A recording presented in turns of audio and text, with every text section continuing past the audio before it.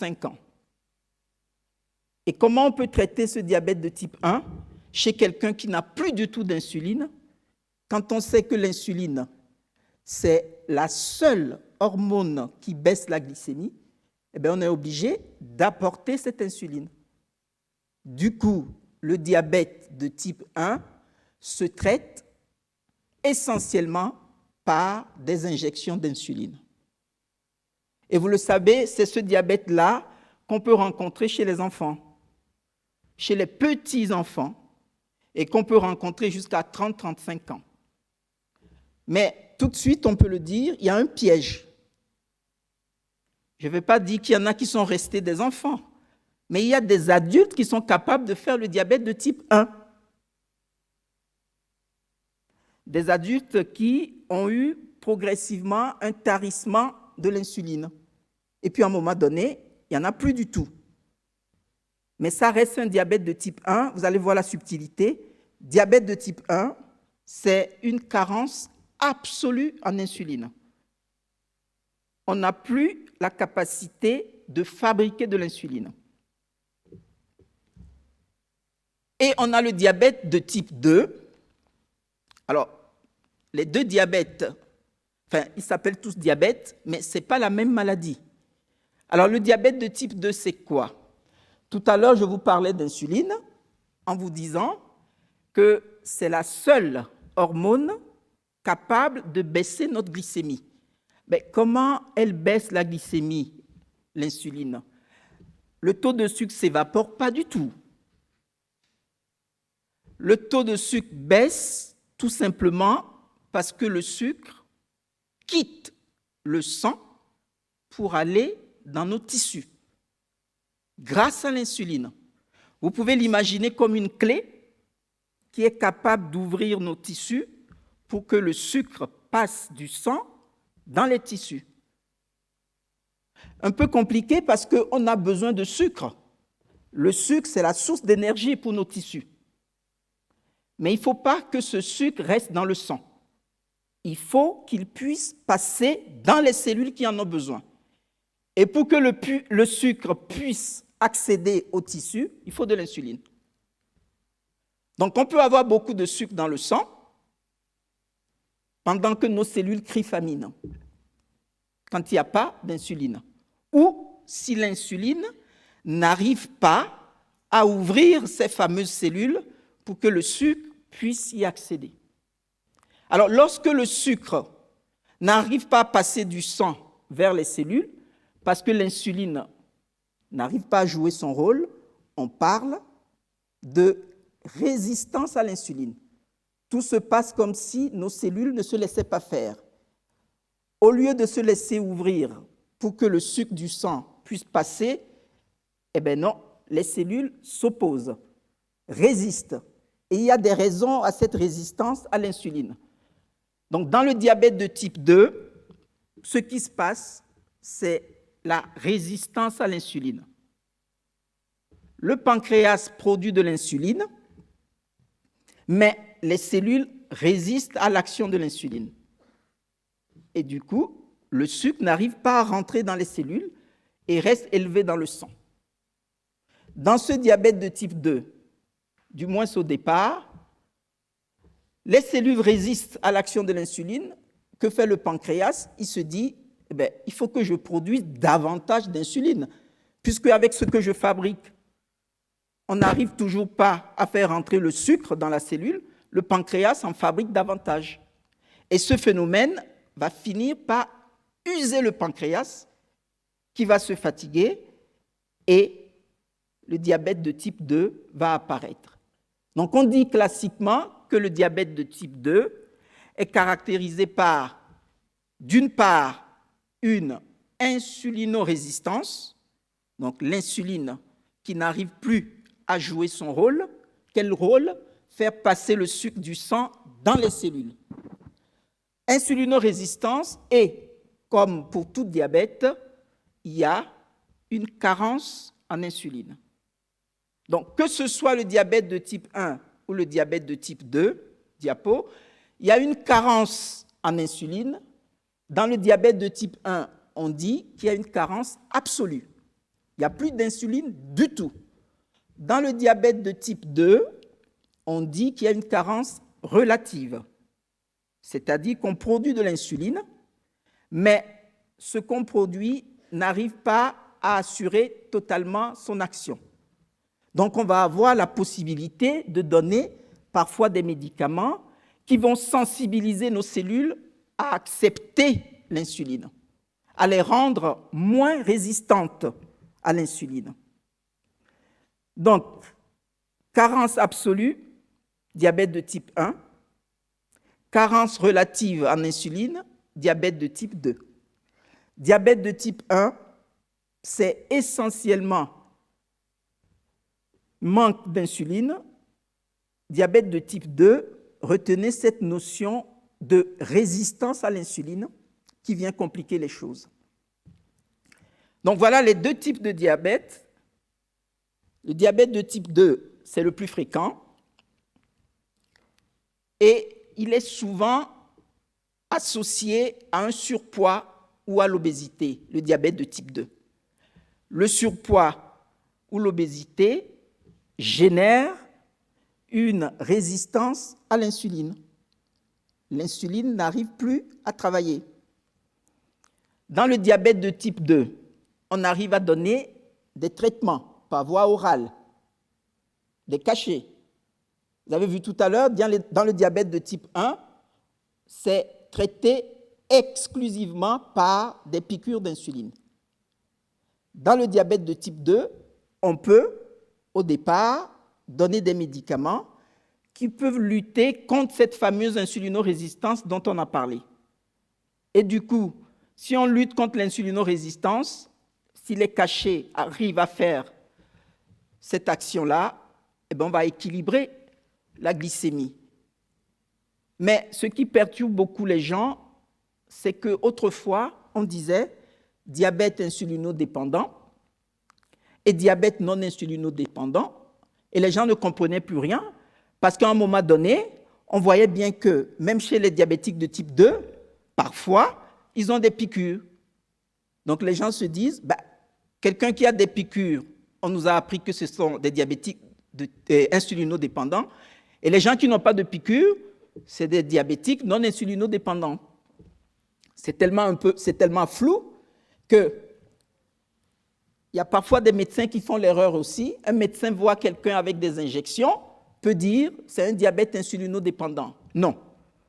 Cet après-midi, vous sortirez de cette salle en sachant que diabète de type 1 et diabète de type 2, ce n'est pas tout à fait la même maladie. On peut être diabétique de type 2, avoir des cachets au départ, et puis à un moment donné de l'évolution de la maladie, le pancréas est tellement fatigué qu'on va avoir des injections. Ça va s'appeler diabète de type 2, insulino-nécessitant, ou diabète de type 2, insulino-récurrent, ou diabète de type 2, insulino-traité. Mais il faut toujours faire apparaître cette maladie qui est le diabète de type 2, qui n'est pas du tout la même maladie que le diabète de type 1. Donc, diabète non insulinodépendant, c'est un terme impropre à oublier. C'est pour ça qu'aujourd'hui, on parle plutôt de diabète de type 2. Le diabète de type 1, bien entendu, celui-là, il est insulinodépendant, puisqu'il ne se traite que par de l'insuline. On rencontre souvent ce diabète de type 1 chez des gens qui ont plutôt un profil mince, poids normal ou plutôt maigre. Ça ne se traite pas du tout par des cachets, le diabète de type 1, et ça se traite par un traitement injectable, en l'occurrence l'insuline. Alors, ce qu'il faut comprendre, et là vous aurez tout compris du diabète, c'est que lorsque nous mangeons, surtout lorsque l'aliment que nous ingérons contient des éléments glucidiques, notre taux de sucre va augmenter dans le sang, pour tout le monde. Tout de suite, le pancréas va réagir. Puisque le taux de sucre monte dans le sang, eh bien notre pancréas, il sait le faire, il va fabriquer de l'insuline. Quel est le rôle de l'insuline? C'est, comme on l'a dit tout à l'heure, de faire passer le sucre du sang dans nos cellules qui en ont besoin. Le sucre étant la source d'énergie pour nos cellules. Donc, au moment où nous mangeons, là, on va fabriquer de l'insuline. À distance des repas, on ne va plus fabriquer de l'insuline. Parce que là, l'insuline, quand on la fabrique, c'est pour qu'elle nous diminue notre taux de sucre dans le sang. Donc, voilà ce qui se passe. Le problème du diabétique, il est très complexe.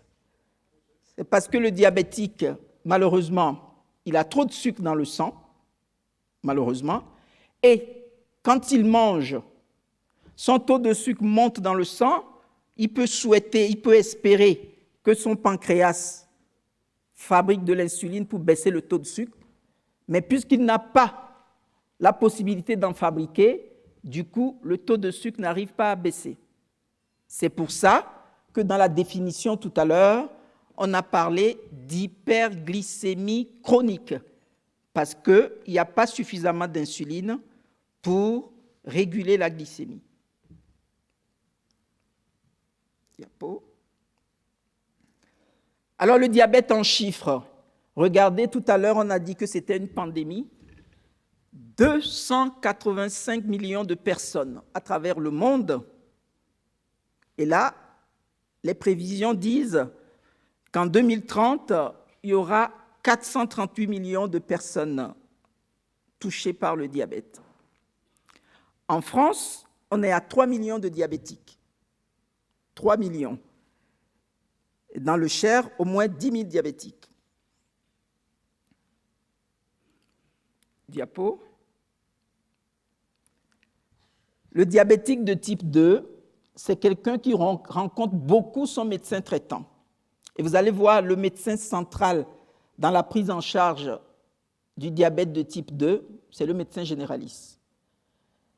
Il voit au moins 9 fois par an, ça c'est une moyenne, hein, rien qu'à cause du diabète, au moins 9 fois par an son patient.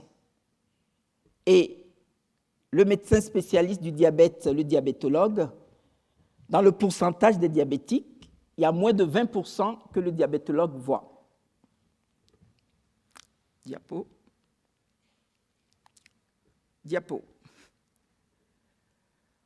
Donc, cette hyperglycémie chronique dont on parle, ce taux de sucre qui reste élevé dans le sang, va avoir plusieurs complications. N'oubliez pas que le sang circule dans des vaisseaux. On a des artères, des grosses artères et des petites artères, des toutes petites artères, et tous ces tuyaux véhiculent du sang pour nourrir nos tissus. Si le sucre reste dans le sang de façon très importante, il finira par se déposer dans ces tuyaux-là. Les tuyaux finiront par s'abîmer. Donc, on parlera de complications liées aux petites artères, aux petits vaisseaux, complications microvasculaires, et puis les complications qui sont liées à l'atteinte des gros vaisseaux, on va les appeler complications macrovasculaires. Alors, regardez tout ce que le diabète peut provoquer. Si on prend les petits vaisseaux, donc les complications microvasculaires, les petits vaisseaux qui arrivent aux yeux peuvent être abîmés parce qu'il y a un excès de sucre dans le sang qui peut abîmer la rétine jusqu'à rendre les diabétiques parfois aveugles. Comment peut-on prévenir cette complication? Quand les médecins demandent aux patients diabétiques de voir l'ophtalmo tous les ans, c'est pour prévenir cette complication. Ce que je n'ai pas encore dit, c'est que quand on s'occupe des patients diabétiques, il faut toujours être dans l'anticipation. Il faut prévenir les complications, ne pas les laisser s'installer. Et puisque le diabète est une maladie silencieuse, c'est l'ennemi invisible. Lorsqu'on est malade, la plupart du temps, on peut avoir mal, on peut être fatigué, on peut avoir des symptômes. Le diabète, on peut l'avoir sans symptômes. Donc, on peut abîmer ses yeux progressivement sans le savoir. Donc, la seule façon de prévenir l'atteinte des yeux, c'est, lorsqu'on est diabétique, de voir l'ophtalmo tous les ans ou tous les 2 ans, c'est à lui de décider. Le rein peut être touché. Donc, les petits vaisseaux qui irriguent les reins peuvent aussi être abîmés. Et du coup, le rein va souffrir. Il va y avoir une insuffisance rénale et beaucoup de diabétiques se retrouvent en dialyse à cause de cela. La neuropathie. On a beaucoup de diabétiques qui se plaignent d'avoir des fourmis, des picotements dans les pieds, des brûlures, des symptômes difficiles à décrire. Alors on les appelle neuropathies parce que les petits filets nerveux qui vont à nos muscles et qui font travailler nos muscles, ces petits filets nerveux sont eux-mêmes nourris par des petites artères. Donc quand les petites artères sont abîmées, pour la même raison, trop de sucre, ces petites artères qui nourrissent les nerfs abîmés vont entraîner ces sensations désagréables que le diabétique décrit souvent. Donc voilà pour les complications des petits vaisseaux. Et de l'autre côté, on a les complications macrovasculaires, c'est-à-dire l'atteinte des gros vaisseaux. Malheureusement, les diabétiques font beaucoup d'AVC parce que les grosses artères qui vont vers le cerveau peuvent être bouchées. Les diabétiques font beaucoup d'infarctus. Il y a beaucoup de diabétiques qui ont su qu'ils étaient diabétiques après avoir fait un infarctus.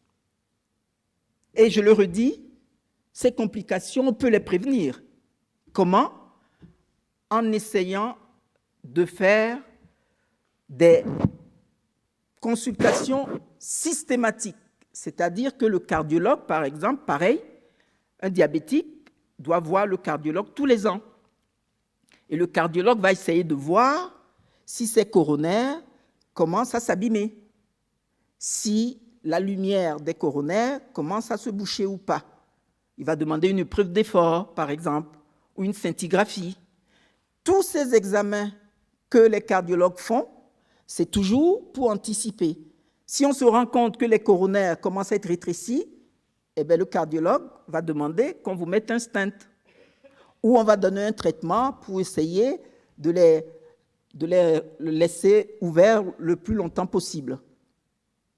Mais il n'y a pas d'autre moyen que d'anticiper parce que la plupart du temps, le diabète reste une maladie silencieuse.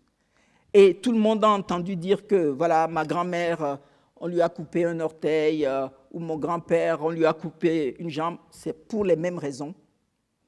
Il y a les artères qui vont vers les jambes, qui peuvent se boucher parce que le sucre est resté dans le sang, s'est déposé progressivement, mélangé avec du cholestérol, mélangé avec d'autres choses.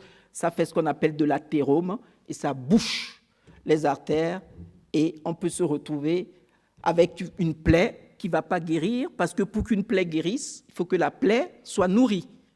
Si l'artère qui amène du sang est bouchée, la plaie n'est pas nourrie et donc le pied, la plaie ne va pas guérir et progressivement, on arrive jusqu'à l'amputation parce qu'il y a de la gangrène qui apparaît. Donc le diabète reste une maladie grave, très très grave, quand on regarde ces complications-là, mais la bonne nouvelle, c'est qu'on a la possibilité de prévenir les complications. Et lorsqu'on soigne un diabétique, est-ce qu'il y a un intérêt à soigner le diabétique? Oui, parce qu'on sait que lorsque sa glycémie baisse, c'est des complications en moins. Lorsqu'on soigne bien le diabétique, on va réduire le risque de faire des complications des petits vaisseaux. On va réduire le décès dû au diabète. On va réduire la mortalité. Parce que le diabétique non soigné ou mal soigné n'a pas la même espérance de vie qu'un diabétique qui est bien soigné. Donc les chiffres parlent, on réduit les complications quand le diabétique est bien soigné. Qui s'occupe du diabétique? Eh bien, c'est nous tous. Donc, vous voyez, il y a le diabétologue, il y a le cardiologue, il y a le néphrologue, il y a l'ophtalmo, le neurologue, mais on a d'abord le médecin généraliste. Dans le diabète de type 2, c'est lui qui a la position centrale. Et ensuite, toujours pour prendre en charge les diabétiques, les infirmières, le pharmacien qui vient souvent, qui renouvelle les ordonnances et il voit si le patient est observant ou pas, qui lui donne quelques conseils. Le podologue, vous savez, le pied du diabétique, il est très très cher. Hein. La diététicienne, comment manger. L'éducateur sportif, parce que vous allez voir tout à l'heure qu'on peut même prévenir le diabète en faisant de l'activité physique et que de toutes les façons, l'activité physique et l'alimentation restent les premiers traitements du diabète. Il y a des réseaux de santé, il y a des psychologues aussi, parce que, comme toute maladie chronique, c'est une maladie dépressogène.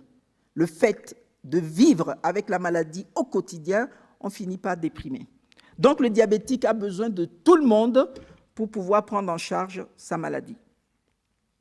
Mais, pour les médecins, ne l'oublions pas, il ne suffit pas de prescrire pour que le patient se soigne. Ce n'est pas parce que le médecin a mis sur son ordonnance metformine, diamicron, janumètre, lantus, que le malade va suivre le traitement. Donc, on a du travail. Chez les diabétiques, chez tous ceux qui ont des maladies chroniques, le fait de prescrire ne suffit pas. Pour changer des habitudes, ce n'est pas du tout facile. Malgré tous les bénéfices démontrés, on sait qu'il est très difficile de changer des habitudes. Mais il y a d'autres raisons aussi. On sait souvent que les médecins manquent de temps. Regardez, il y a une étude qui dit que 79% des diabétologues manquent de temps pour éduquer leurs patients. Comment voulez-vous que le patient fasse avec une maladie aussi compliquée si le médecin n'a pas le temps de lui expliquer? Alors, quand on entend les témoignages des patients diabétiques, on se rend compte que ce n'est pas facile au quotidien, parce que c'est une maladie compliquée et on a besoin d'explications. On a besoin de passer du temps pour leur expliquer ce que c'est que cette maladie. On a besoin de les encourager quand ils font des efforts, de leur dire l'intérêt de tel ou tel traitement. Mais ce n'est pas souvent le cas. 76% des médecins généralistes manquent de temps pour éduquer leurs patients. Les chiffres sont éloquents, hein, et c'est vraiment très important. Et pour les patients, regardez, il y a 76% de patients qui souhaitent être mieux informés. C'est des gens qui viennent en consultation et qui ont besoin de mieux comprendre leur maladie pour se prendre en charge. Et les médecins n'ont pas le temps. Donc, il faudrait que le médecin essaye, mais ça, avec l'éducation thérapeutique, avec tout ce qui se passe dans la compréhension des maladies chroniques, on comprend de plus en plus que ce n'est pas le simple fait de prescrire qui va automatiquement entraîner une observance. Donc, il faudrait passer du temps avec les patients pour voir ce qu'ils font exactement, pour les aider à adhérer au traitement qu'on prescrit. Mais l'inobservance du côté du patient,